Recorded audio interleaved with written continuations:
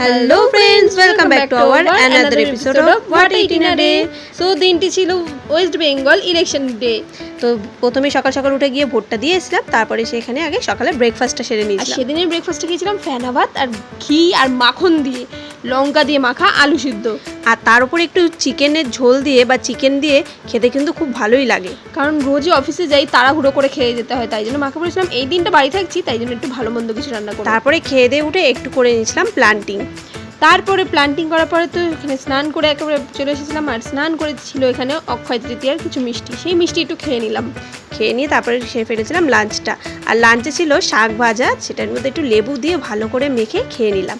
আর তারপরে ছিল এখানে চিকেন। আর গরমে যাই খাও না কোনো কিছু, সেটা ডাল হোক, কোনো শাক সবজি হোক কি চিকেন হোক, তার উপরে যদি একটু এই গন্ধরাজ লেবু ছড়িয়ে খাও না, উফ, স্বাদটা যেন আরও বেড়ে যায়। আর চিকেনটা রান্না করেছিল বাবা, দই চিকেন করেছিল, তো আরোই ভালো লাগে খেতে।